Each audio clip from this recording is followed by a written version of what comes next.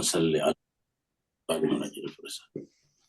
wa ala alihi wa sahbihi wa man tabi'ahum bi ihsan ila yaumil amma ba'd.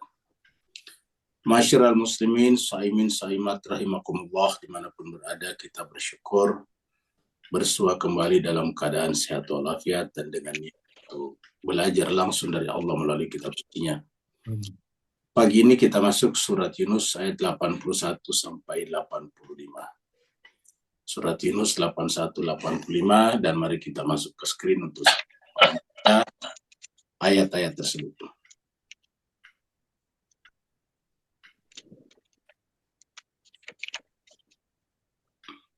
A'udzubillahi minasyaitonirrajim. Bismillahirrahmanirrahim. Bismillahirrahmanirrahim. Falamma alqaw qala Musa ma jittum bihi as-sihr. Falamma alqaw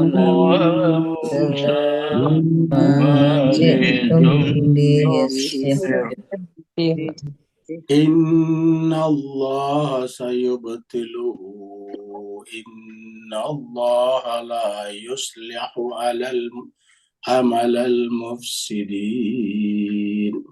Inna Allah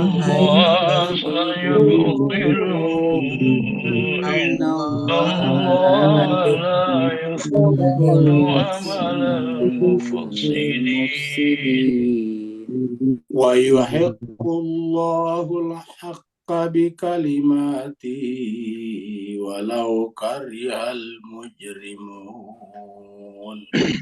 wa yuhiqqu Allahul haqqa bikalimatihi walau karihal mujrimun.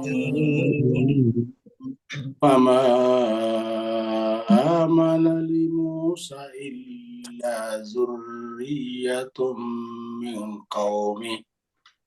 Fama amana li Musa illa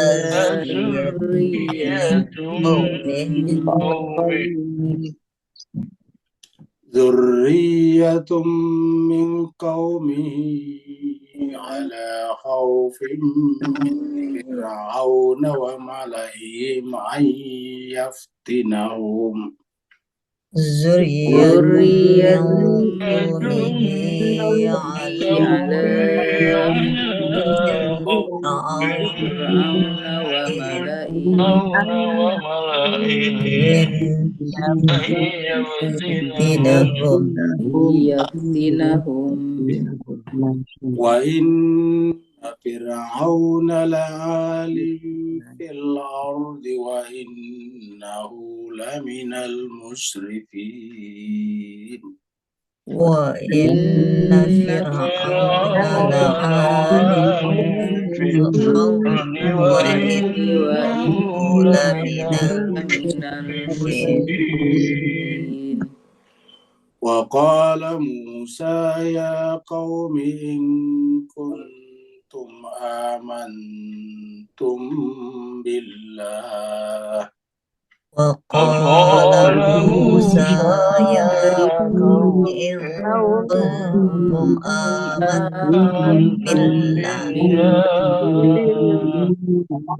fa alayhi tawakkalu in kuntum muslimin.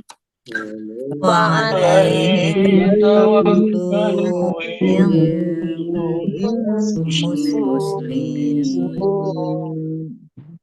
Faqalu ala Allahi tawakkalna rabbana la taj'alna fitnatan lil qawmi zalimin.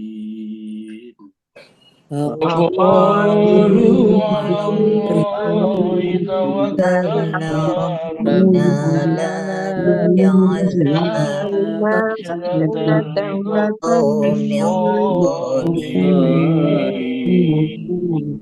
Sadaqallahul aliyyul azim. Sadaqallahul aliyyul azim. Allahumma Salli wa sallim wa jid wa barik barik ala ala Rasulillah wa ali ya alihi Allah Athhar ala Rasulillah Rasulillah wa ali ya alihi Allah. Athhar. اللهم صل على Allahumma محمد salli ala Muhammad. اللهم صل على Allahumma محمد salli ala Muhammad. اللهم صل على محمد.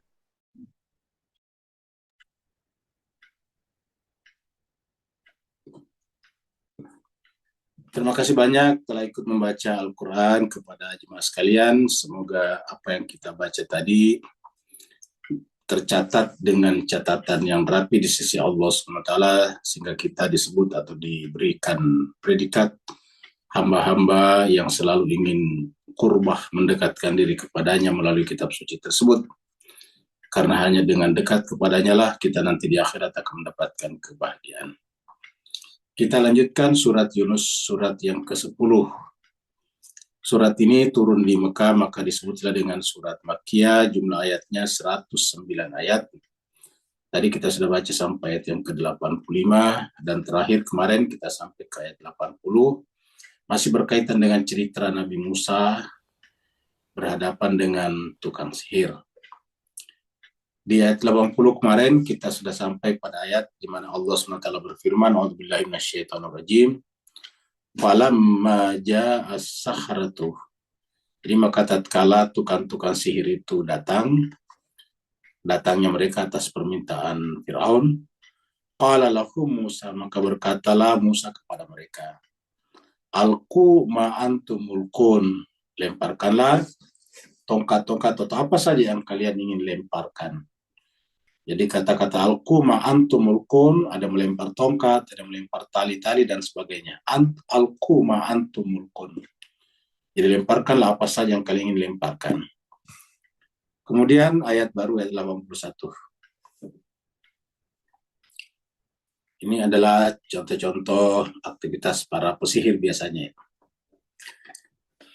Falamma alqau, maka tatkala mereka melemparkan tongkatnya atau melemparkan apa saja mereka ingin lemparkan.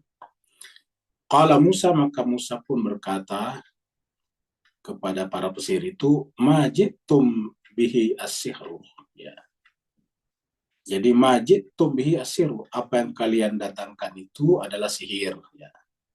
Jadi Nabi Musa mengaku itulah sihir, dan ingat sihir itu dalam bayangan kita jangan seperti simsalabim, sihir itu seperti sulap. Itu tidak lebih hanya sekedar permainan saja. Jadi tiba-tiba tali bisa jadi kelihatan seperti ular, seperti yang kita bahas sebelumnya, membuat terkhayalkanlah mata kita, pikiran kita. Jadi majid tumbihi, apa saja yang kamu buat, yang kamu datangkan, yang kamu lakukan, itu adalah sihir. Ya, jadi artinya namanya sihir itu tidak punya realitas, bukanlah mukjizat. Ya, jadi apa yang kalian datangkan adalah sihir. Nah, apa kata Nabi Musa? Coba lihat. Jadi ini pernyataannya Nabi Musa. Jadi ini pernyataan pertama tentang sihir, baru ini adalah penilaian tentang sihir. Ya, ini adalah penilaian tentang sihir ini. Ya. Jadi kalau ini adalah Nabi Musa memberikan keterangan bahwa yang mereka lakukan itu sihir. Nah, bagaimana itu sihir? Nah, ini penilaiannya. Nabi Musa mengatakan, Innallaha sayubtiluhu. Sungguhnya Allah akan membatalkannya. Yubtilu itu membatilkannya. Kata Yusuf, yubtil batil. Jadi artinya bahwa sihir itu batil. Ya, jadi artinya tidak ada faktanya. Jadi Nabi Musa mengakui memang ada secara diksi, secara bahasa namanya sihir, tetapi ilegal, batil. Sayubtilu itu artinya batil, tidak benar. Innallaha sayubtiluhu. Sungguhnya Allah pasti akan membatalkannya. Ya. Dan kalau kita lihat ayat ini menggunakan kata sin ini artinya huruf istiqbal, akan datang. Ya. Jadi akan datang. Terus kemudian ini yubtiluhu itu adalah mudhari. Jadi artinya apa? Bahwa ke depan setiap, maksudnya ke nanti atau kapan saja nanti, kalau begitu bahasanya, kalau ada yang melakukan sihir pasti batal. Jadi bukan hanya pada zaman Nabi Musa, tetapi nanti ke depan kapan saja orang membuat sihir, sihir itu tidak perlu ditakuti karena tidak ada. Ya. Semua pernyataan atau cerita orang tentang sihir hanya dua kemungkinan. Satu katanya, atau yang kedua kalau kelihatannya ada, itu adalah bentuk manipulasi. Ya. Contohnya dulu kita dengarkan ada yang disebut ustadz, kita tidak sebut namanya, tapi disebut ustadz juga, yang katanya bisa mengeluarkan belatung dari kepala orang. Kedua, kalau mereka periksa pasiennya ataukah orang jemaahnya itu adalah kesetrum. Ya, dan kata si ustadz itu adalah karena jin yang ada padanya ikut memegangnya, jadi dia kesetrum. Jadi kesetrumnya itu adalah jin. Bayangkan itu, dan itu orang percaya. Orang percaya sampai pada suatu saat banyak orang tertipu, maka kemudian dilaporkan ke pengadilan, melaporkan ke polisian, lalu kemudian dimasukkan ke pengadilan. Di pengadilan semua terbukti faktanya bahwa semuanya manipulasi. Jadi setiap ingin memeriksa orang pasien, itu lampu di ruangannya memang sudah dibuat semakin redup. Jadi kalau ada diperiksa itu dimasukkan ke ruangan yang lampunya redup. Nah, mereka ternyata sudah menyiapkan di sana, disiapkan oleh asistennya, belatung. Coba. Pura-pura nanti dipegang kepalanya orang, diambil keluar, padahal sudah ada disiapkan di tangannya. Kemudian, kenapa orang kesetrum? Ternyata terbongkar di pengadilan bahwa sepatunya itu di bawahnya ada baterai. Jadi kalau dipegang orang kesetrum. Coba. Ini kan yang seperti ini berkali-kali terjadi, tapi kita kok gampang sekali tertipu, gampang sekali percaya. Apa sebabnya? Karena kita ini sejak dari sekolah, sampai sekolah SD, sekolah dasar, sekolah paling bawah, sampai kepada sekolah di atas, paling di atas. Ya, sekolah misalnya S1 atau sarjana. Kita tidak pernah diajarkan secara sistematis tentang apa yang disebut dengan critical thinking. Ya. Di perguruan tinggi, metodologi penelitian hanya dipelajari 2 SKS saja. Biasanya menjelang selesai sebagai persiapan untuk menulis skripsi. Ya. Tetapi sebagai sebuah metodologi berpikir yang diajarkan sistematis itu tidak pernah. Di sekolah dasar tidak, di sekolah menengah tidak, SMP, SMA tidak, di perguruan tinggi pun tidak. Akhirnya kita tidak terbiasa melakukan critical thinking, sehingga banyak kita temukan, mohon maaf, orang yang kelihatannya sarjana, bahkan harusnya menyandang gelar-gelar yang sangat mentereng, tapi kok tertipu seperti ini. Ya, tertipu hal seperti ini. Contohnya misalnya, doktor, kepala perpustakaan, tapi kok mau-maunya menjadi agen memperbanyak uang, menggandakan uang. Ini kan nggak masuk akal, nggak relate dengan titel kesarjanaannya yang S3. Ya, coba kita lihat.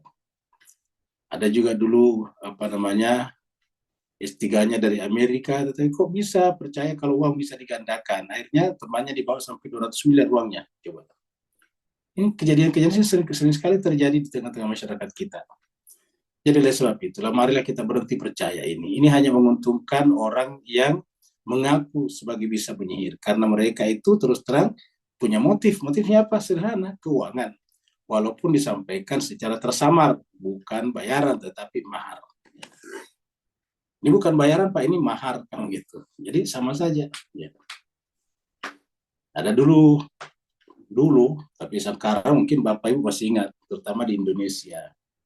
Ustadz juga katanya dia bisa menyihir orang, memindahkan penyakit orang dari manusia ke kambing, kan begitu. Ya, akhirnya sekarang mana orangnya? Nggak ada. Ya, kalau benar itu pasti semakin banyak pasiennya, tetapi yang ada adalah orang tertipu, dilaporkan, akhirnya habis juga. Coba. Jadi sering sekali terjadi. Inilah umat Islam kita. Kualifikasi kita seperti ini, gampang tertipu.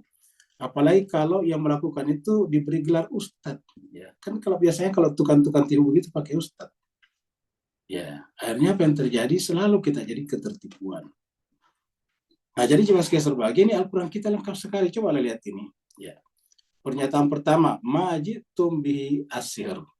Apa yang kamu lakukan ini adalah sihir, kata Nabi Musa. Tetapi penilaiannya, innallaha sayubtiluhu. Allah akan membatalkannya nih. Ini bukan saya yang bilang jemaah sekalian.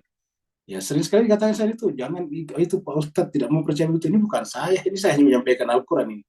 Kalau tidak percaya coba baca ayat ini atau catat ini ayat 81. Ini dimulai dengan inna, sesungguhnya ini kan pernyataan menekankan. Inna itu kan menekankan, stressing. Taukid, inna sesungguhnya Allah itu membatalkan, bahkan kata membatalkan di sini. Kalau bahasa kita membatalkan itu kan biasa saja, misalnya tiket dibatalkan. Kalau bahasa Arab membatalkan itu dari kata batil, ini sama dengan al-batil, ini pakai to ini ya. Allah membatalkan artinya menurut Allah itu batil, ingat. Kalau bahasa kita ini sesungguhnya Allah itu batil, dan kapan saja sihir itu ada batil. Kenapa? Menggunakan sin, huruf sin di sini yang merupakan huruf istiqbal, huruf akan datang, dan menggunakan mudhari. Jadi akan selalu batal, ya, selalu batil. Ya. Nah baru kita lihat ini, ditutup lagi dengan kalimat kedua. Inna juga, inna Allah, jadi sudah dua innanya di sini. Inna pertama, ya, sorry. Ini adalah inna, sorry ya, pindah. Nah, jadi kita kembali ke sini dulu. Ya. Nah, jadi kita lihat di sini dua innanya di sini. Ya. Nah, ini dia inna pertama, inna kedua, kan begitu. Dan dua-duanya ini adalah pernyataan. Pernyataan itu kalau bahasa Arab bayan, kalau bahasa kitanya proposisi, ya, statement, proposition, proposisi. Ya. Ya, kalau bahasa sehari-hari ya pernyataan ya. Sampai bahasa Inggris sehari-hari ya adalah statement, pernyataan. Nah, ini. Ya, di sini adalah pernyataan Tuhan. Ini juga pernyataan Tuhan. Apa namanya, penilaian yang berasal dari pernyataan. Nah, sesungguhnya Allah menganggap itu batil dan akan terus batil. Yang kedua, sungguhnya Allah la yuslihu, tidak akan pernah memberikan penilaian baik atau benar kepada perbuatan yang merusak. Nah, ini kan kok bisa disebut merusak ya? Amal mufsidin, merusak. Karena intinya adalah merusak pikiran, mindset, ingat kepala mindset. Kalau pikiran rusak, perbuatan nanti rusak. Karena tidak ada perbuatan rusak kalau tidak dimulai dari pikiran yang rusak. Tidak ada amal perbuatan yang rusak kalau tidak dimulai dari pikiran rusak. Kata sastrawan terkenal Pramudia bahwa keadilan itu harus mulai dari pikiran. Harus adil sejak dari pikiran, kata-katanya begitu. Jadi tidak mungkin orang adil di luar kalau tidak adil sejak dari pikiran. Jadi pikiran permulaannya. Jadi baru ada kejadian di Jakarta, di sekitar Jakarta. Teman SD nginap di rumahnya berhari-hari. Ya, dikasih tumpangan, menumpang gratis, tidur. Tiba-tiba di suatu malam beberapa hari yang lalu dia bangun lebih awal, dia lihat temannya yang punya rumah itu masih tidur. Dia sudah tahu, karena sudah sering ke rumah itu, dia tahu ada uangnya dan sebagainya. Tiba-tiba dia mengambil balok kayu, dia pukul kepalanya temannya, meninggal kan. Diambil dompetnya, diambil handphonenya, diambil motornya. Nah pertanyaan, apakah tindakan itu tiba-tiba muncul pada saat itu? Enggak, sudah ada di pikirannya sebelumnya. Cuma namanya pikiran kan kita tidak bisa baca, kita cuma lihat pertemanan. Jadi memang sudah ada pikiran dari awal untuk melakukan kejahatan di rumah temannya. Nah, jadi artinya apa? Kejahatan itu bermula dari pikiran, ini kata Tuhan. Maka muncullah di sini kata-kata mufsidin. Karena kalau dia muncul daripada pikiran yang batil, ya bisa menjadi perbuatan yang fasad. Ya. Kan batil yang di pikiran tadinya.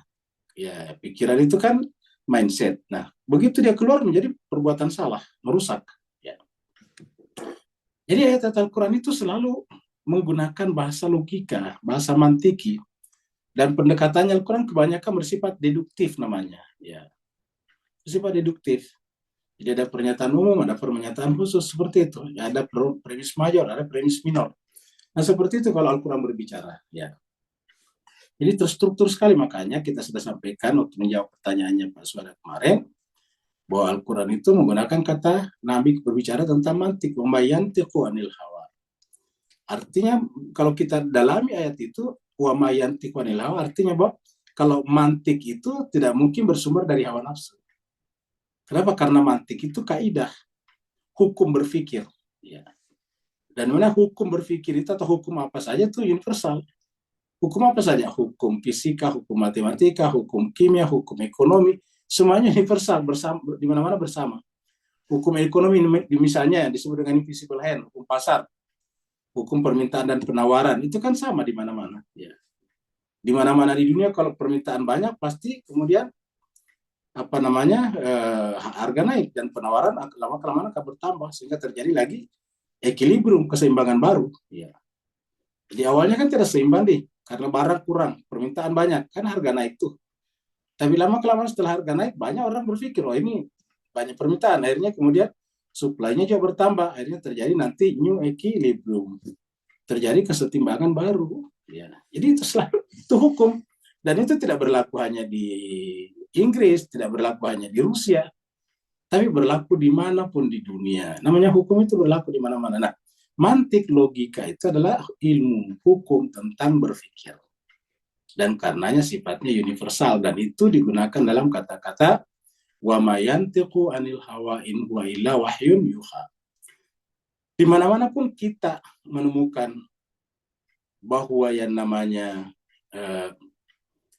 namanya segitiga itu jumlah sudutnya 180 derajat, ya.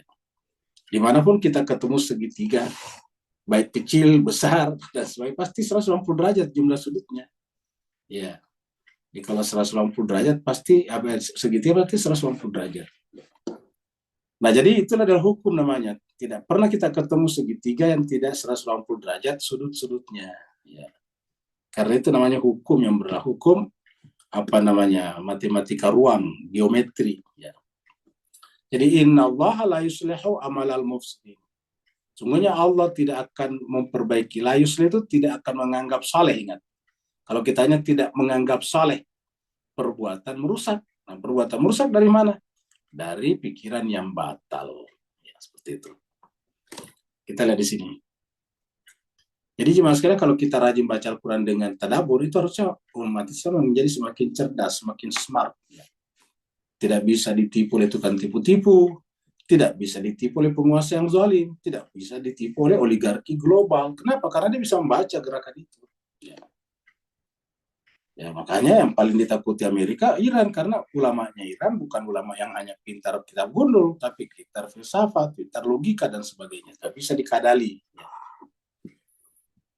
Qala, ya ini surat Al-Araf. Qala, berkatalah Nabi Musa, alqu, lemparkanlah tongkat kalian. Atau lemparkanlah tadi apa saja kamu ingin lemparkan. Ya. Falamma alqau, maka tatkala mereka melemparkan, saharu ini dari ini saharu di sini, ingat, saharu di sini adalah kata kerja, ini fiil. Ya, kalau sihir itu tadi isimnya, kalau ini adalah saharu, mensihir. Ya, jadi ini saharu mensihir mereka. Jadi mereka menyihir. Jadi artinya tongkat-tongkat mereka itu mensihir. Jadi kata dasarnya ini atau kafil madinya sahara, saharu, kan begitu. Jadi saharu menyihir apa? Ayunan nasi.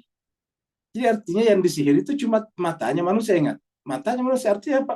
Yang disihir bukan zatnya, bukan bendanya yang berubah. Ya. Jadi bukan tongkat kayu menjadi ular yang berdaging dan bertulang, bukan. Ingat kata-kata itu. Jadi kata saharu ain berarti mata, kata kuncinya cuma mata saja. Maka dikatakan itu adalah permainan ketangkasan karena mata tidak bisa mengikuti kecepatan itu. Kan mata kalau terlalu cepat tidak bisa mengikuti. Ingat, mata itu tidak bisa mengikuti sesuatu kalau terlalu cepat. Ya. Pun tidak bisa kalau terlalu lambat. Seperti misalnya bumi kita berputar. Aslinya cepat, tapi kita merasakannya lambat, sehingga kita tidak merasa berputar. Ya. Padahal bumi kita itu berputar terus. Bumi kita juga berputar mengitari matahari, tapi tidak berasa. Jadi saharu ayunan nasi. Mereka menyihir apanya? Matanya manusia nih. Jadi yang disihir mata, ingat. Yang disihir mata, yang disihir bukan zat. Jadi bukan zatnya tongkat yang terbuat dari kayu, tiba-tiba berubah jadi ular yang terbuat dari darah, daging, dan tulang. Kamu gitu. Jadi apa? Matanya saja. Ini permainan mata. Ya. Seperti yang kita ceritakan, pesulap itu karena kecepatan tangannya, tiba-tiba sapu tangan yang dimasukkan ke dalam genggamannya, ditarik keluar, tiba-tiba jadi burung atau jadi kembang. Ya. Itu namanya kecepatan tangan ya. Kita tidak lihat proses itu kok tiba-tiba berubah jadi kembang. Saharul ayunan nasi ya. Tiba-tiba kok uangnya ditarik dari sakunya banyak, keluar terus-menerus. Seorang yang berpendidikan S3 percaya pula. Loh, kan lucu jadinya. Dia membela di televisi, kita tahu di televisi dia bela mati-matian, itu beneran. Loh, gimana beneran? Ya, jadi dikeluarkan dari baju jubah putihnya. Ya, akhirnya dipercaya. Banyak orang datang ke sana, terutama dari kampung halamannya Pak Dokter itu, Bu Dokter itu, akhirnya banyak orang tertipu. Bayangkan ada satu orang kaya membawa uang cashnya 200 miliar dibawa ke sana dan tidak ada satupun yang kembali. Coba. Akhirnya ibu yang punya uang itu shock dan dilarikan ke rumah sakit ke Singapura, dan di Singapura dia meninggal. Coba bayangkan. Nah, jadi ini yang terjadi. Jadi saharu ayunan nasi, mata manusia yang tersihir. Wastarhabuhum, karena mata kita terperdaya.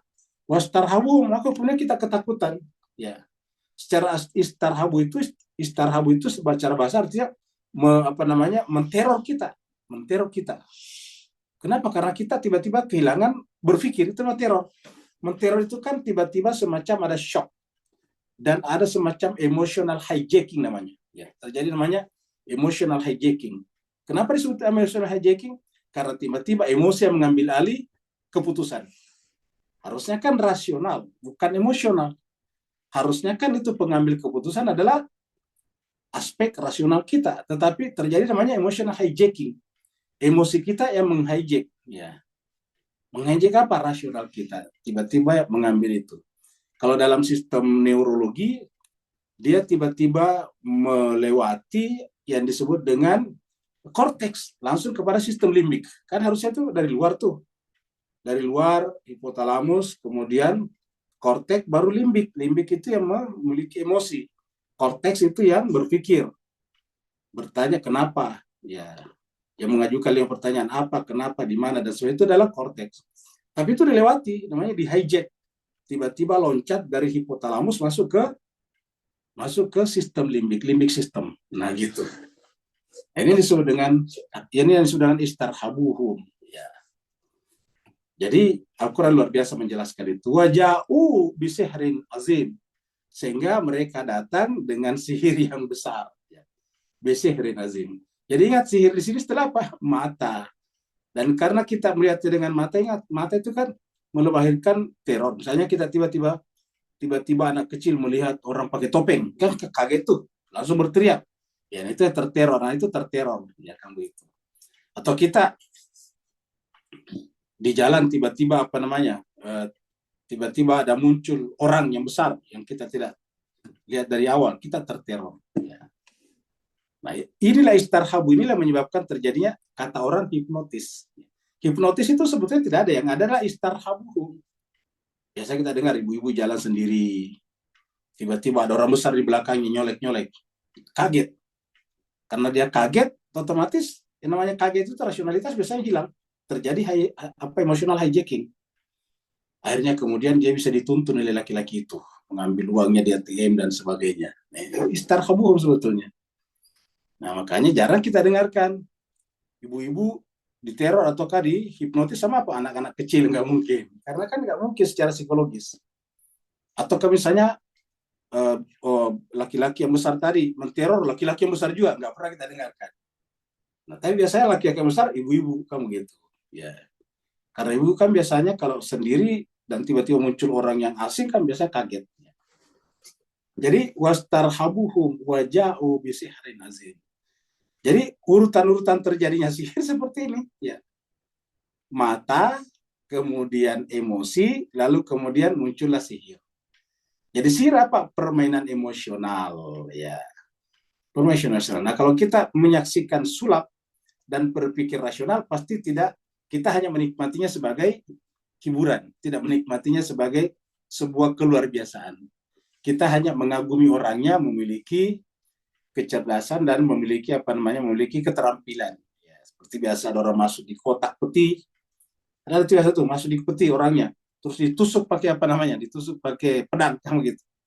Bagi orang kan kaget, akhirnya kan tegang tuh. Kenapa? Karena tadinya bapak itu orang itu atau biasa perempuan itu cewek masukkan ke dalam peti, ditutup baru kemudian ditusuk pakai pedang gitu. Nah itu kan permainan semuanya namanya.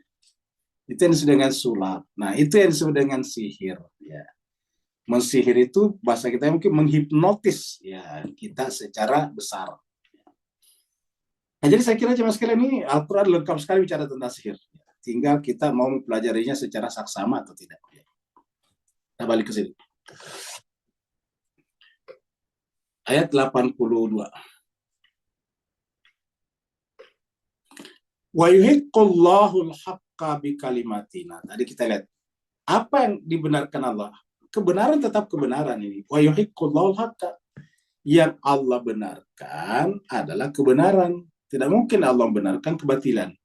Kalau kita manusia bisa membenarkan kebatilan dan bisa membatilkan kebenaran. Ingat, kita manusia karena salah di sini metodologinya.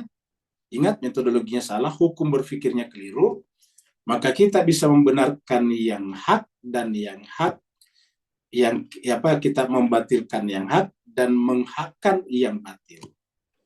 Nah, karena kita biasa terbalik-balik atau terbolak-balik, maka dikasih doa oleh Nabi, Allahumma arinal haqqa haqqa warzuqna tiba'a wa arinal batila batila warzuqna jatinaba. Ya Allah, perlihatkanlah kepada kami al-haq itu sebagai al-haq, yaitu yuhiqqul haq wa yuhiqqullahu al-haqqa, dan berikan kemampuan kepada kami untuk ittiba, mengikutinya. Warinal batila batila, dan perlihatkanlah kepada kami yang batil itu sebagai batil. Warzuqna jatinaba, dan berikan kemampuan kepada kami untuk menjauhinya. Nah, begitu. Jadi apa yang dibenarkan Allah? Al-haq wa yuhiqqullahu al-haqqa. Ingat Mas sekalian, Allah memberikan pernyataan ini setelah tadi kata sihir. Ini kan tadi sebelumnya 81 kan sihirnya. Ingat tadi di atas ini. Ya, ini tadi kita kembali ke sini ya. Supaya kita ingat kembali, ini tadi sihir ya.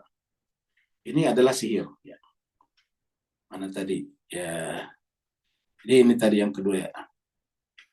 Ya, ini tadi benar ya. Nah, ini tadi. Nah, ini kita bicara sihir tadi di sini. Ini sihir tadi ini. Ini sihir. Ya. Jadi yang dibicarakan tadi di sini adalah sihir ya. Majidtum bihi as-sihir. Apa saja yang kamu datangkan adalah sihir ya. Dan sihir itu adalah batil. Batil itu melahirkan kerusakan. Nah, kamu gitu. Jadi batil melahirkan kerusakan. Nah, sekarang baru ayat berikutnya tadi. Wa yuhiqqullahu al-haqqa, kamu gitu ya. Wa yuhiqqullahu al-haqqa, baru kemudian Allah ini pelakunya di sini ya. Jadi ini Allah melakukan. Ini pelakunya, failnya namanya. Allah membenarkan kebenaran. Seperti itu. Jadi Allah itu tidak seperti kita. Kalau kita kan terkadang membatilkan kebenaran atau membenarkan kebatilan. Kalau Allah tidak, yuhiqqullahu al-haqqa. Allah hanya akan membenarkan, menghakkan yang membenarkan kebenaran ya. Bi kalimati, dengan kalimatnya. Apa kalimatnya Tuhan di sini? Dua maknanya. Yang pertama dengan kitab sucinya, yang kedua adalah pasangan kitab sucinya. Kita sampaikan kalimat dalam Al-Quran itu orang ya, manusia suci seperti Nabi Isa disebut dengan kalimat. Nabi Isa itu disebut dengan kalimat ya. Dalam Al-Quran itu disebut dengan kalimatnya. Walau karihal mujrimun, walaupun para pendosa itu tidak senang ini. Nah, kalau begitu siapa al-mujrimun di sini? Ya, para pesihir tadinya. Ya. Jadi orang-orang melakukan sihir dengan niat menipu orang ya tentu adalah mujrim namanya, mujrimun. Jadi Allah membenarkan kebenaran dan ini tidak disenangi oleh pendosa. Sama kalau kita mengatakan sihir tidak ada. Siapa yang paling tidak senang? Pesihirnya dan orang yang suka sihir. Ya. Orang yang suka klinik-klinik itu pasti tidak suka. Nggak usah ngaji di situ, nggak percaya gitu-gituan, kamu gitu. Bukan kita yang tidak percaya. Al-Quran mengatakan tidak percaya. Bukan kita, bukan saya, bukan Bapak Ibu semuanya. Kita hanya mengikuti Al-Quran. Ini Al-Quran semua menjelaskan ini. Jadi Allah hanya membenarkan kebenaran dengan kalimatnya. Walaupun ya, para pendosa, siapa pendosa tadi? Pesihir. Kan konteksnya pesihir.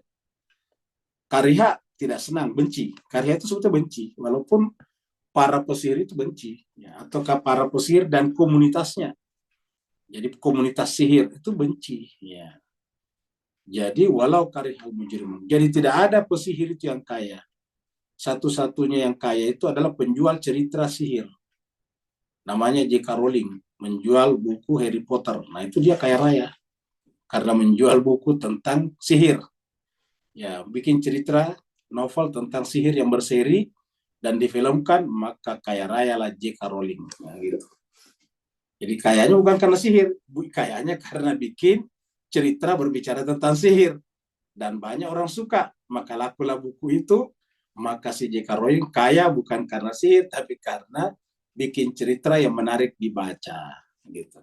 Walau karihal mujrimun, walaupun para pendosa itu benci. Ingat, para pendosa benci. Jadi kalau ada benci kepada kita bicara kebenaran, berarti dia pendosa.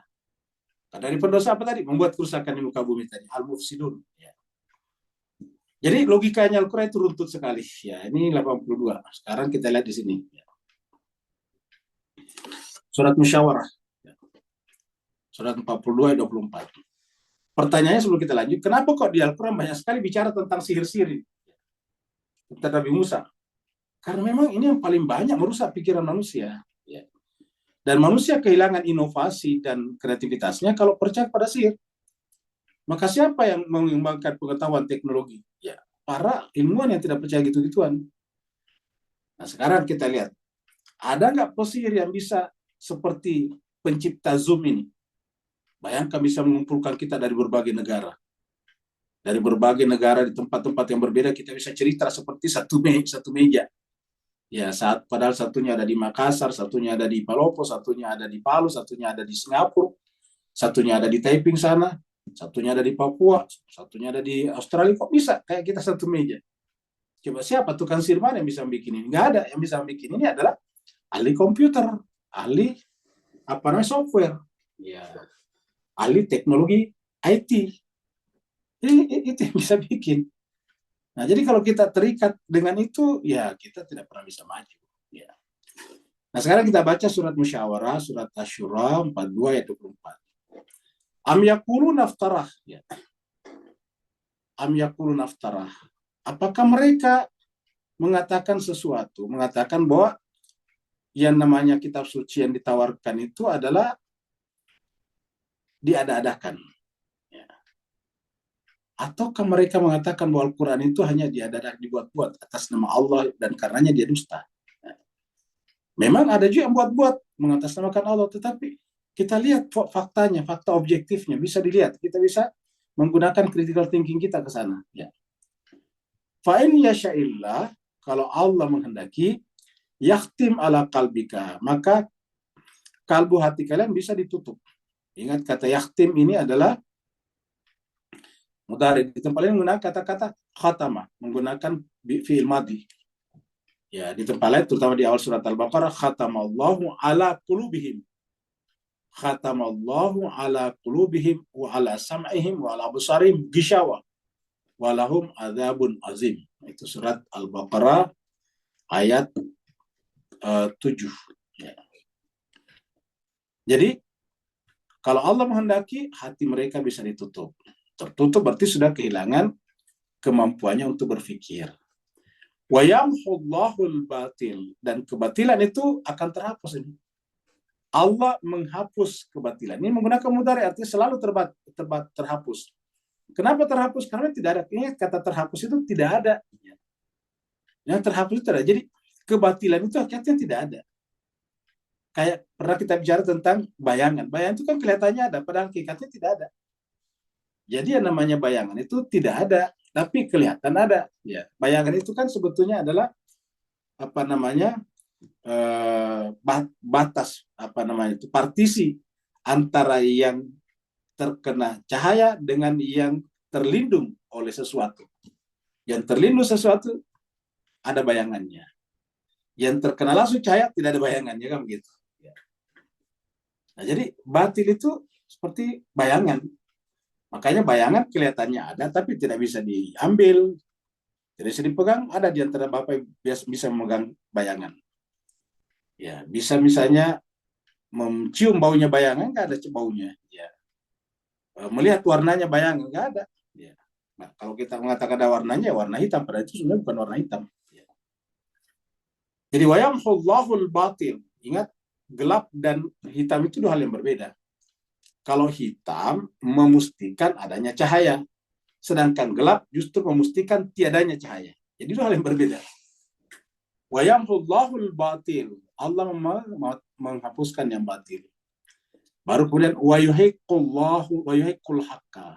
Jadi yang batil itu dihapuskan itu ditiadakan, karena tidak ada. Kemudian wayuhiqqul haqqa, dan dia menghakkan yang hak. Membenarkan al-haq saja. Bi kalimati, dengan kalimatnya tadi.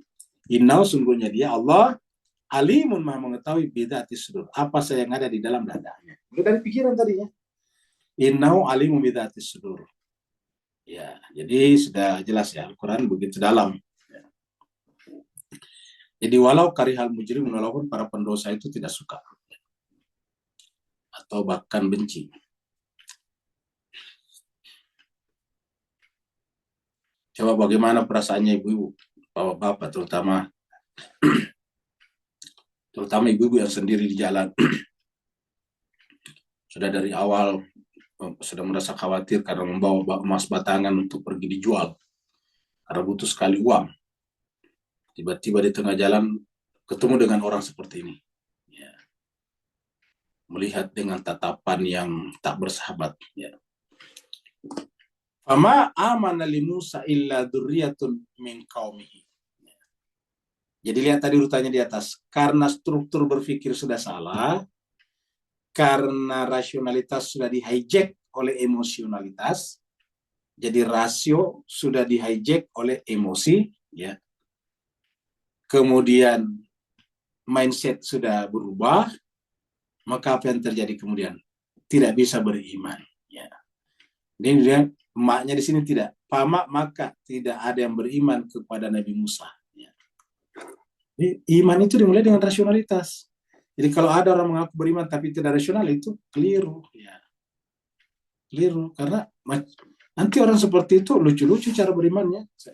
Kita sering ketemu dengan orang mengaku beriman, rajin ibadah, rajin sholat, tapi takut kepada hal-hal yang bergambar. Ya. Yang bergambar, takut sekali pada yang bergambar. Katanya kalau ada bergambar, malaikat tidak bisa masuk. Ya, padahal masa malaikat yang begitu mulia takut kepada gambar? Kan lucu jadinya. Coba ibu berpikir jernih sedikit.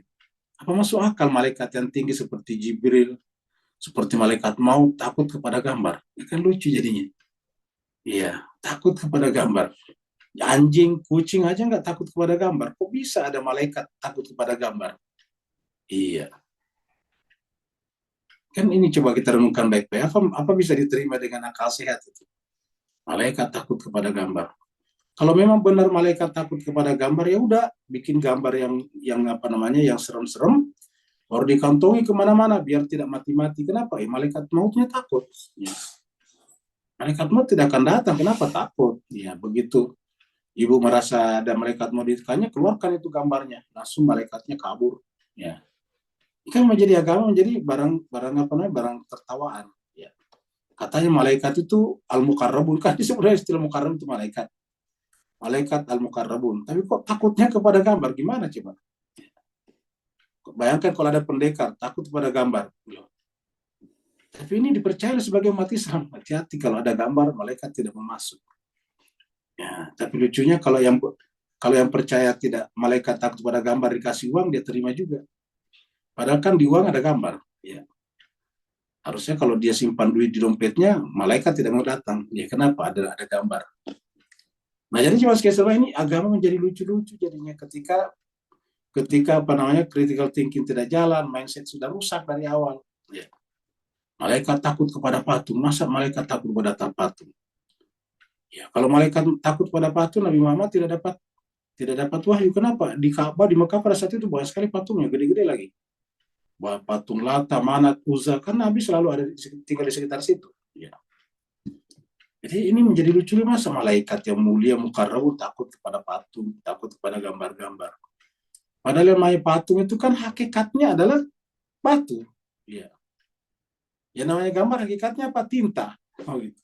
Nah, jadi jemaah sekalian berbahagia, tapi inilah umat Islam sekarang. Ya. Jadi fama aman ali Musa illa dzurriyyatun min qaumihi. Maka tidak ada yang beriman kepada Musa kecuali, jadi fama illa. Maknanya di sini tidak, kemudian ini adalah pengecualian.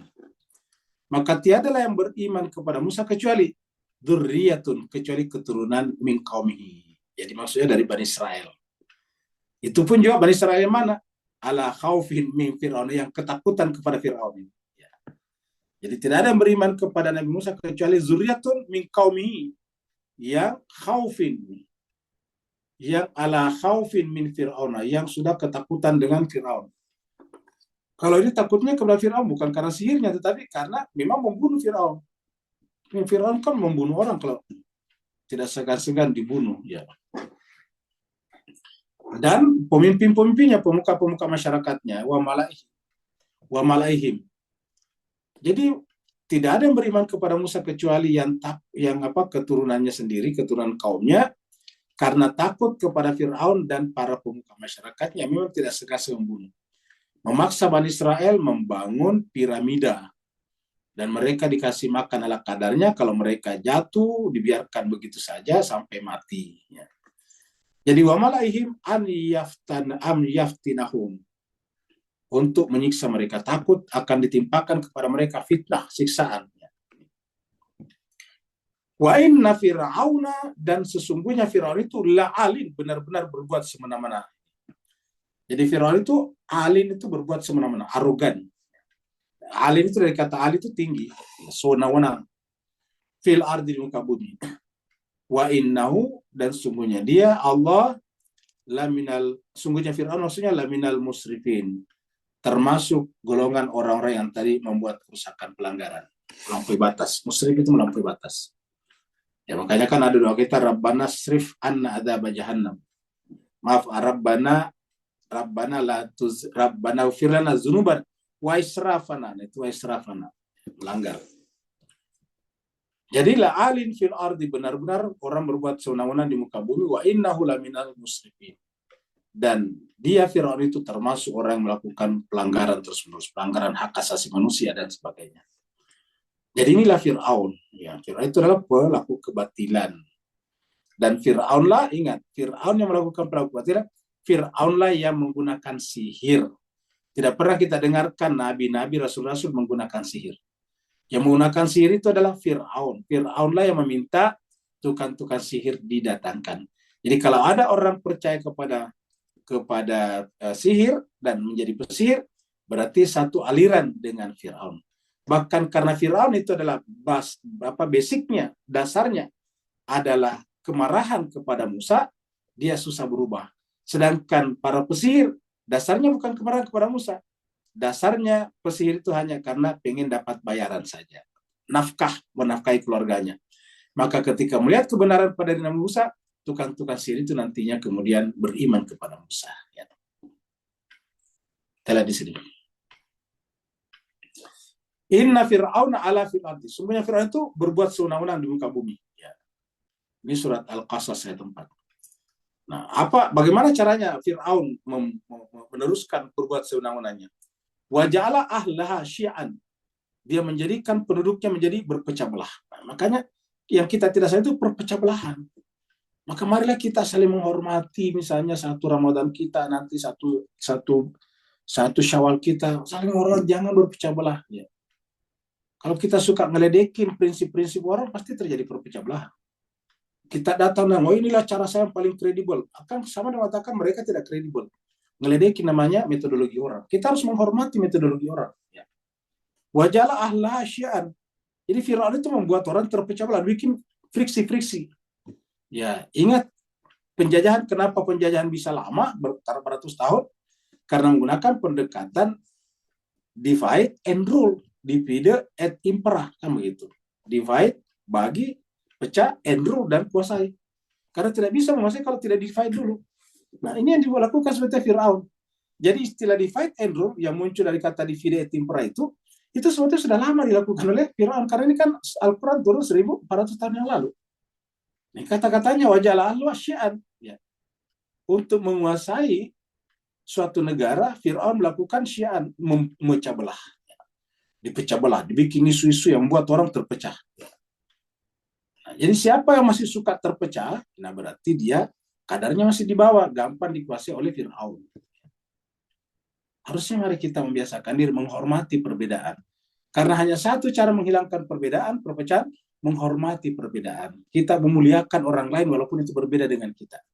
Jangan pernah kita merendahkan, apalagi mensinisi, meledekin prinsip-prinsip orang lain. Ya. Jadi semua begitu. Yang Islam, jadilah Islam yang baik. Yang Nasrani, jadilah Nasrani yang baik. Jadi Buddha, jadilah Buddha yang baik. Jangan saling menyindir satu sama lain. Ya. Yang Sunni, jadilah Sunni yang baik. Yang Syiah, jadilah Syiah yang baik. Ya. Dan Sunni Syiah sama-sama berprinsip, yaitu akhlakul karimahnya Nabi. Baik Sunni ataupun Syiah pasti sama-sama menerima hadis yang mengatakan innama buistu illa liutamima innama buistu liutamima makarimal akhlak. Bahwasanya saya diutus dalam rangka menyempurnakan akhlak. Apa itu akhlak? Memuliakan orang lain.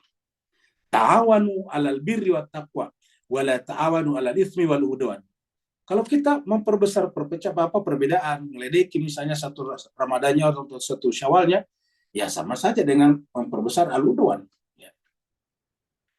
Jadi Al-Quran mengatakan ta'awanu 'alal birri wat taqwa wa la ta'awanu 'alal itsmi wal udwan. Bantu-membantulah di dalam kebajikan dan takwa, jangan pernah bantu-membantu di dalam dosa dan permusuhan.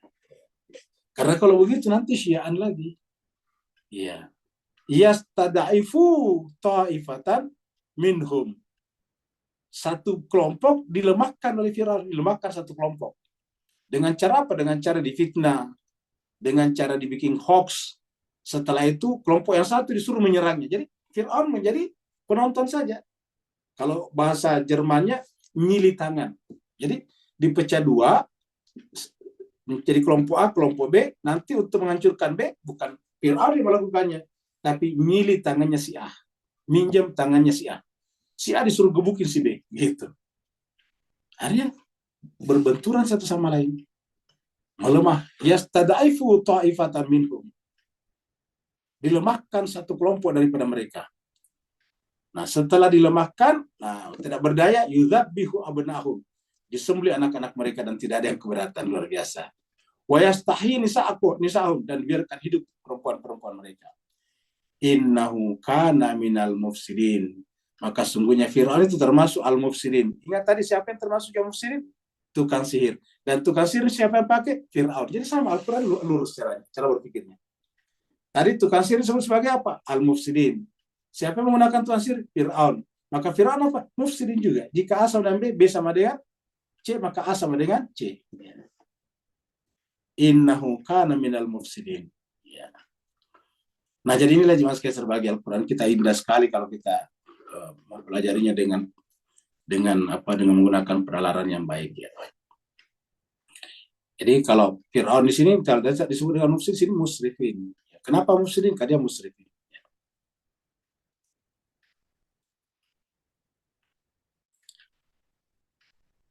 Tawakal ala Allah tadi tulisannya sebelum kita muncul ini ya. Jadi tawakal. Qala Musa ya qaumi in kuntum amantum billah. Sekarang Musa berkata kepada kaumnya. Apa kata Musa kepada kaumnya? In kuntum, jika kalian semuanya amantum, benar-benar beriman billah kepada Allah. Jadi kalau kalian beriman kepada Allah, fa alaihi tawakkul, artinya apa? Kalian harus tawakal kepadanya. Dalam rangka apa? Menghadapi Fir'aun tadinya. Kan kalau mereka beriman kan berarti dia masuk ancaman dari Fir'aun. Karena diancam oleh Fir'aun, siapa saja yang beriman kepada Musa. Jadi yang diancam oleh Fir'aun, Musa, Harun, dan siapa saja yang beriman kepadanya. Maka Nabi Musa berkata kepada kaumnya, ya qaumi wa qaumku, in kuntum amantum billah. Kalau kalian sudah benar-benar beriman kepada Allah, maka bertawakallah kepadanya. Kenapa? Karena pasti akan mendapatkan ujian berat. Fa'alaihi tawakkalu, kepadanya lah kalian bertawakal. In kuntum muslimin, kalau kalian sudah termasuk kategori berserah diri. Jadi berserah diri di sini bukan muslim dalam pengertian kartu penduduk. Kalau kartu penduduk kan muslim itu agama. Ya, jadi kalau orang yang Islam itu sudah dengan Muslim. Ya. Kalau Muslim di sini adalah orang yang sudah lebih tinggi daripada iman. Ya. Jadi iman, tawakal, berserah diri. Ya. Lalu apa itu tawakal? Nanti kita lihat hadisnya di berikutnya. Ini kita lihat dulu bahwa kalau kalian beriman kepada Allah, maka bertawakallah kepadanya. Jika kalian benar-benar berserah diri. Jadi berserah diri, tawakal, iman ini tidak bisa dipisahkan. Sekarang kita lihat dulu ayat ini. Ini surat Al-Maidah ayat 23. Qala rajulani minal ladzina yakhafuna an amallahu alaihim. Jadi ada dua orang laki-laki. Jadi ceritanya kan Nabi Musa dan Harun setelah sampai di Asia, setelah sampai di menjelang Baitul Maqdis, sudah eksodus dari Mesir melalui Laut Merah, sudah kembali ke arah Palestina sana. Maka kemudian kelihatanlah Baitul Maqdis dari jarak yang jauh, dari tempat yang jauh dan tinggi.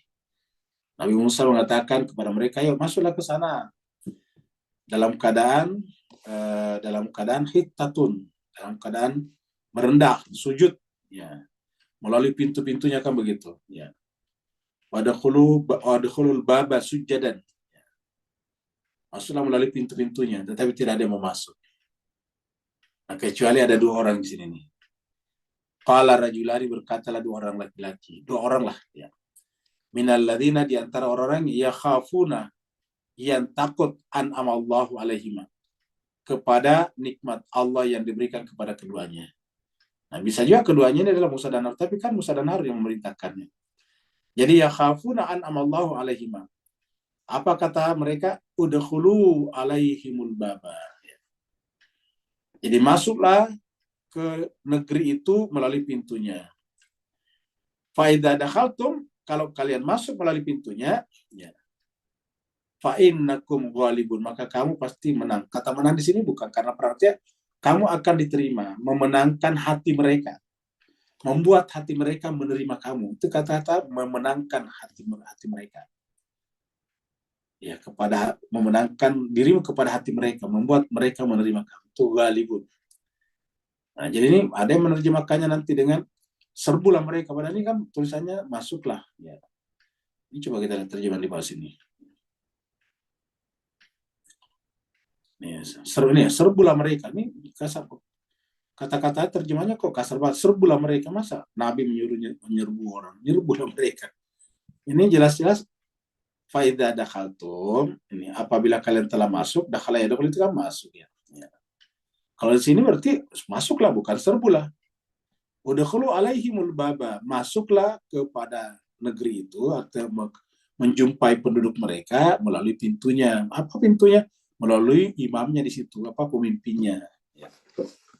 Dan kalau kalian sudah masuk, ya kamu akan diterima oleh mereka selama masuk tadi melalui pintunya. Dan ingat, jangan lupa bertawakal wa 'alallahi fatawakkalu, kepada Allah lah kalian harus bertawakal. In kuntum mu'minin, kalau kalian beriman. Nah, mirip tadi. Kalau tadi sana alai tawakkalu wa 'alallahi fatawakkalu in kuntum muslimin tadi ini. Ya.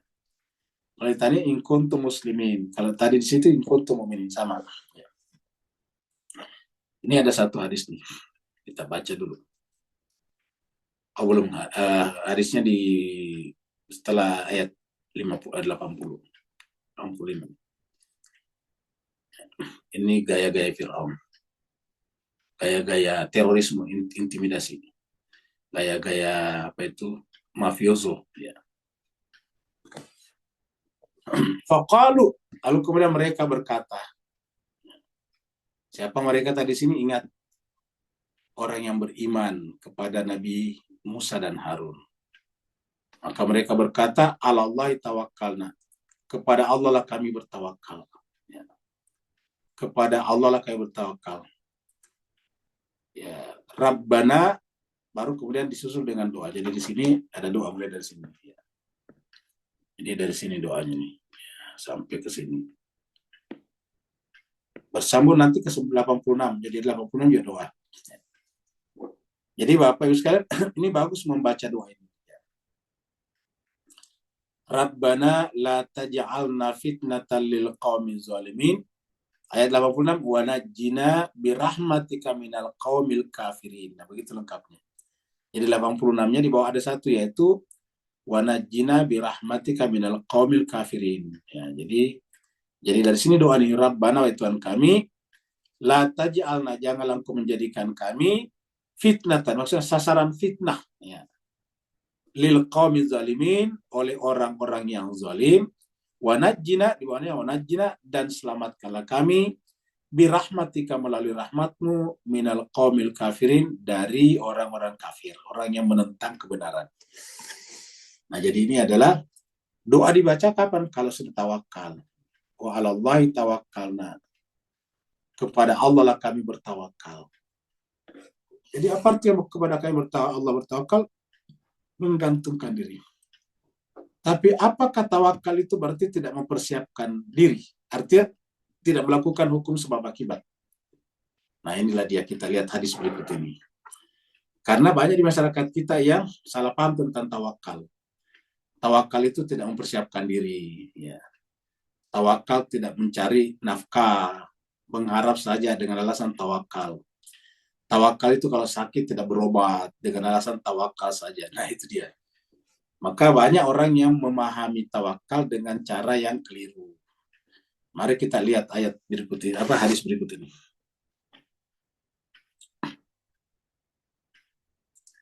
Ya. Hubungan tawakal dan takwa. Ya. Hubungan tawakal dan takwa. Ini adalah dari Ibnu Abbas, Ani bin Abbas. Maksudnya dari Abdullah bin Abbas. Abdullah ibn Abbas radhiyallahu anhuma qala, berkata, kana ahlul Yaman yahujjuna wa la yatazawwaduna wa yaquluna nahnul mutawakkilun. Jadi dikatakan karena ada, jadi ada penduduk Yaman, orang dari Yaman, ya. Ya, jadi dari Yaman itu termasuk termasuk nama lama.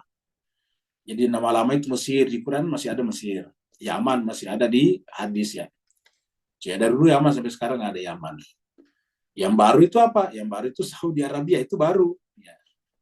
Jadi yang baru itu adalah Arab Saudi. Ya. Kenapa? Dulu itu namanya Najd atau Hijaz dan Hijaz. Ya. Jadi kalau yang ke arah padang pasir namanya Najd atau Najd. Sedangkan yang ke arah Laut Merah namanya Hijaz. Ya.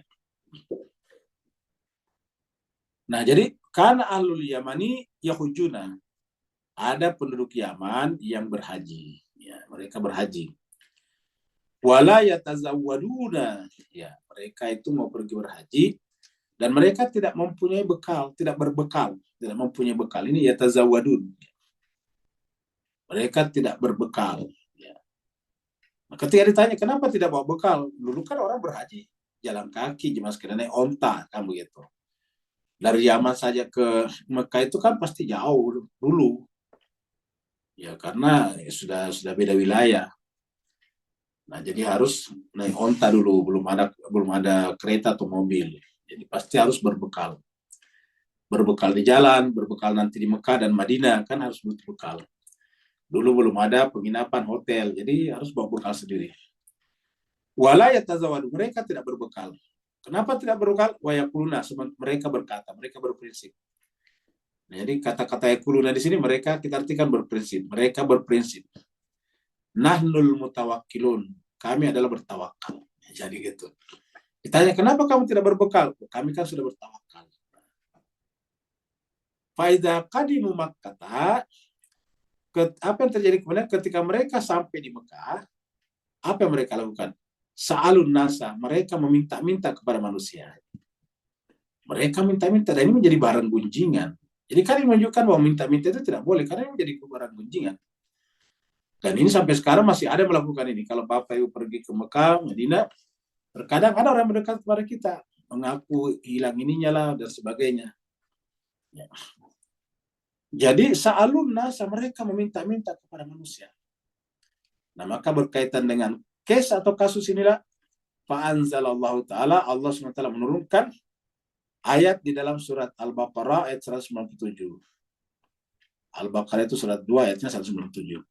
Wa tazawwadu fa inna khairaz zadi taqwa wattaquni. Ya, kalau begitu kalau tidak salah wattaquni. Jadi wa tazawwadu, dan berbekallah, fa inna khairaz zadi taqwa, maka sebaik-baik bekal adalah takwa. Ingat, artinya apa takwa itu? Takwa itu mempersiapkan diri supaya kita tidak merepotkan orang lain. Itu takwa. Takwa itu kita sudah bahas. Takwa itu adalah justru mengeluarkan uangnya. Alladzina yunfiquna fis sarra'i wad dharra. Berbagi, membelanjakan hartanya dalam keadaan lapang atau sempit. Wal afina 'anil nas, wal kadhibin al ghaid dulu, al kadhibin al ghaid, wal afina nas, wallahu hibbul muslimin, dan berbuat baik. Nah, jadi itu takwa. Jadi takwa itu banyak, kita sudah pernah bahas satu pertemuan hari Kamis yang lalu sore tentang takwa. Jadi berbekallah, sebaik-baik bekal itu adalah takwa. Jadi artinya apa? Bukanlah berbekal namanya kalau justru, bukanlah tawakal namanya kalau justru meminta-minta. Jadi antara tawakal dan takwa adalah tidak bisa dipisahkan. Jadi antara tawakal dan takwa dia tidak bisa dipisahkan. Jadi takwa itu adalah persiapan mental, persiapan spiritual, persiapan untuk empati kepada sesama, bukan justru memberatkan orang lain. Kali ini kan memberatkan orang. Justru kita bertakwa itu, ikut di dalamnya, dalam bertakwa itu mempersiapkan diri untuk berbuat baik kepada sesama. Kitalah yang siap untuk melapangkan dada, membantu orang lain, bukan justru merepotkan orang lain. Itu namanya takwa. Jadi fatazawwadu fa inna khairaz zadi taqwa, ini kita temukan di sini di dalam hadis Bukhari nomor 1462. Jemaah sekalian, mohon maaf waktunya lewat.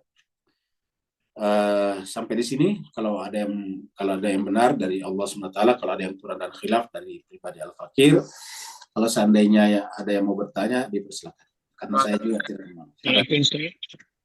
Silakan. Bismillahirrahmanirrahim.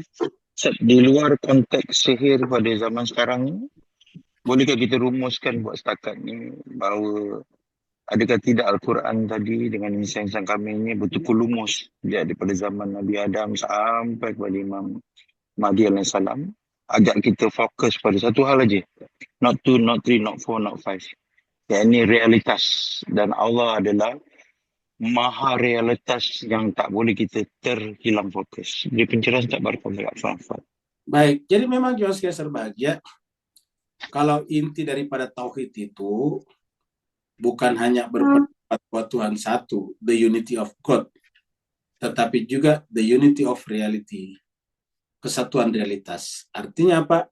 Semua realitas yang ada sekarang, reality yang ada sekarang, pada dasarnya adalah merupakan pancaran dari realitas Tuhan. Jadi reality itu kan dari kata real. Yang real itu sebetulnya hanya Tuhan. Selain Tuhan itu tidak real. Nah, karena tidak real ya bukan reality kan begitu. Bukan realitas. Yang realitas itu yang real. Yang real apa? Cuma Tuhan. Dari mana kita tahu kalau kita ini tidak real? Buktinya, misalnya saya lahir tahun 63. Tahun 60 saya tidak ada kan, berarti tidak real sebetulnya. Ya. Nanti kemudian kalau saya mati lagi, hilang lagi, tidak real lagi kan. Mana itu Rusli Malik? Udah nggak ada. Yang ada cuma tanah kuburan. Ya begitu. Yang ada cuma batu nisan saja. Orangnya udah nggak ada. Nah, jadi artinya apa jemaah sekalian? Artinya yang real itu cuma Tuhan sebetulnya. Ya. Yang kita sampaikan tempoh hari, kita melihat pohon. Pohon itu nanti kemudian jatuh jadi tanah lagi. Jadi yang real itu cuma satu. Semuanya ini tidak real. Semuanya ini namanya fata morgana. Kelihatannya ada tapi tidak ada. Karena namanya fata morgana itu kelihatannya ada tapi tidak ada. Seperti contohnya di padang pasir kelihatan ada air tapi ternyata tidak ada airnya. Jadi hakikatnya bukan hanya padang pasir yang fata morgana, tapi segala sesuatu selain Tuhan hakikatnya fata morgana. Jadi kalau kita ingin memahami semuanya dengan benar, ya semuanya ini adalah merupakan pancaran daripada realitas Tuhan. Jadi kalau kita mengatakannya ada real, ya yang real itu Tuhan. Sama dengan kata ada. Kita mengatakan meja ada, komputer ada, Singapura ada, Indonesia ada, Jakarta ada, Kuala Lumpur ada. Itu kan istilah kita sebetulnya. Ya. Yang ada itu cuma satu, Tuhan.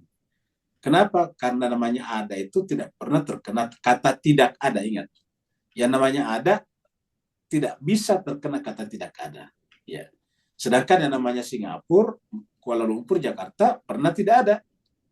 Sebelum merdeka Indonesia tidak ada Jakarta, yang ada Batavia. Ya, sebelum Batavia dulu adalah Tarumanegara. Kan begitu. Begitu juga dulu Malaysia, begitu ya dulu Singapura. Pulau saja yang tidak berpenghuni tadinya. Dulu waktu belum dihuni.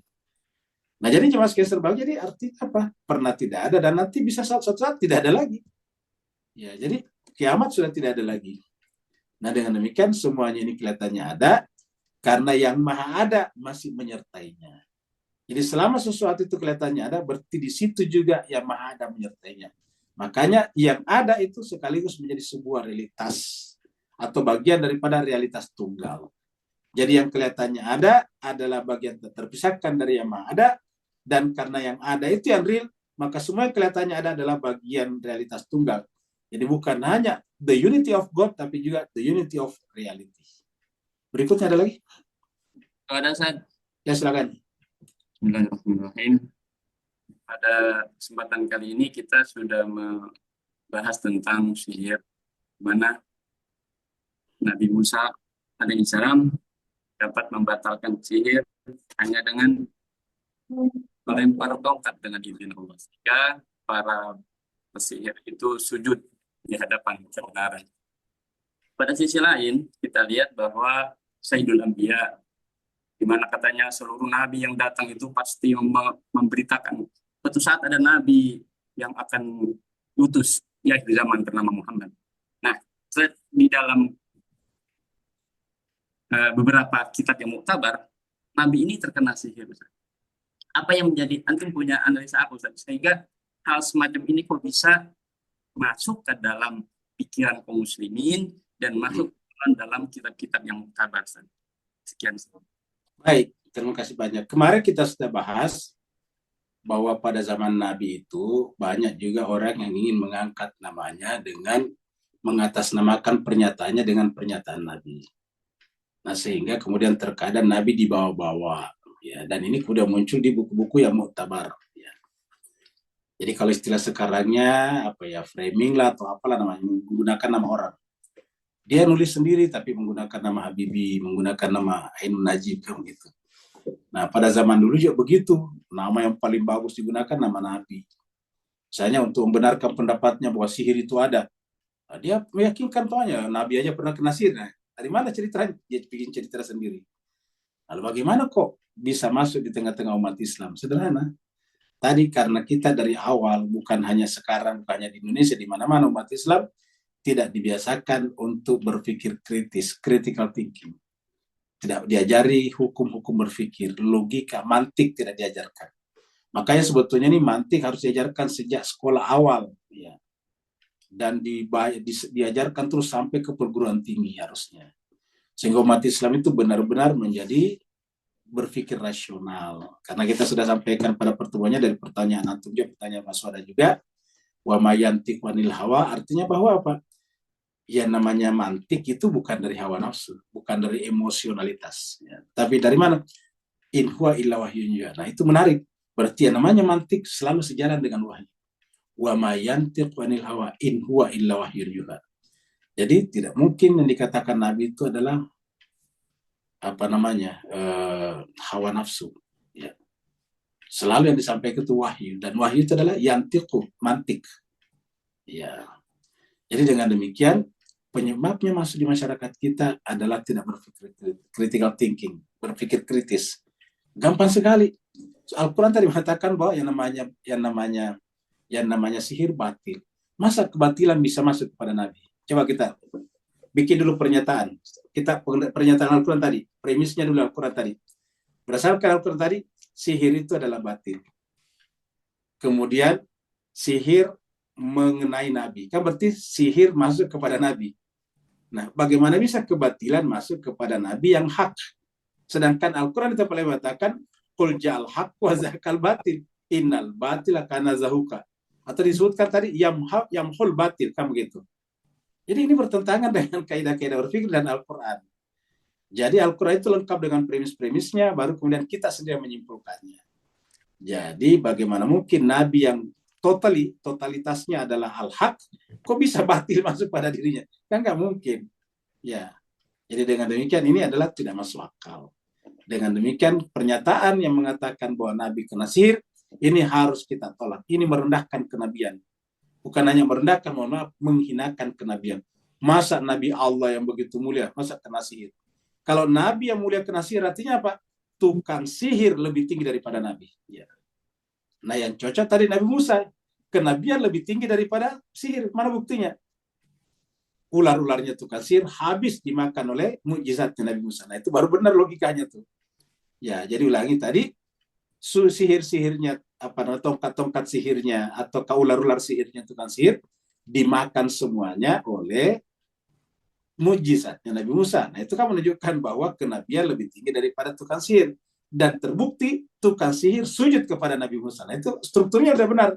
Tapi kalau kita percaya bahwa Nabi kena sihir, berarti kita percaya pada saat itu tukang sihir lebih tinggi dari Nabi Muhammad.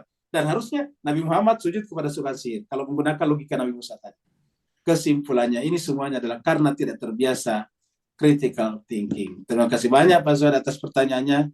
Karena pertanyaan ini mempertajam kenapa umat Islam sekarang, mohon maaf, sangat rendah dan gampang dikadali oleh Israel dan Amerika karena kita tidak terbiasa critical thinking. Terima kasih banyak atas perhatian. Ustaz, satu pertanyaan lagi, Ustaz.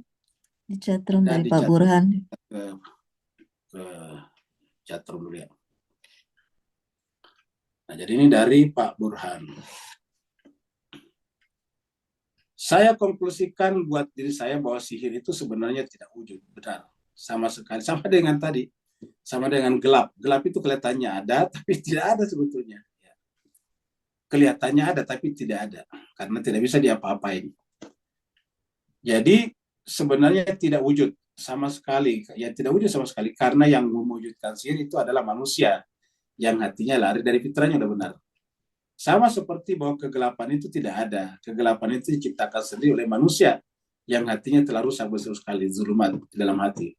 Yang ada hanya nur, betul sekali. Jadi contohnya misalnya yang disebut dengan bayangan tadi, kan harus ada cahaya dulu. Jadi main thing-nya di situ, hal yang utama adalah cahaya. Tidak ada bayangan kalau tidak ada cahaya. Nah, benda yang tidak tertimpa cahaya itulah yang disebut dengan bayangan. Dan benar yang dikatakan Pak Burhan. Jadi yang ada itu cahaya. Nah, sisi hati kita yang tidak terkena cahaya itulah yang melahirkan zulumat, kegelapan. Ya makanya di dalam berirfan atau bertasawuf itu tugas kita atau bertarekat, tugas kita adalah melepaskan jiwa kita dari nafs zulmani namanya. Zulma itu dari kata zulumat ya. Nafs-nafs yang terlindungi dari cahaya Tuhan. Baru kemudian setelah semuanya menjadi hilang itu nafs zulumatnya, maka muncullah namanya nafs rahmani atau nafs nurani. Ya, jadi muncul itu nafs rahmaninya. Sudah benar. Jadi saya kira benar Pak Burhan. Kesimpulan Pak Burhan sudah benar. Jadi kesimpulan ini sudah sama dengan pembahasan kita tadi. Jadi terima kasih Pak Burhan bisa menyimpulkan, dan itu artinya bahwa sudah berhasil dipahami dengan benar. Terima kasih banyak atas perhatian Bapak Ibu sekalian. Mohon maaf atas segala kekurangan. Wa'alaikum warahmatullahi wabarakatuh. Waalaikumsalam.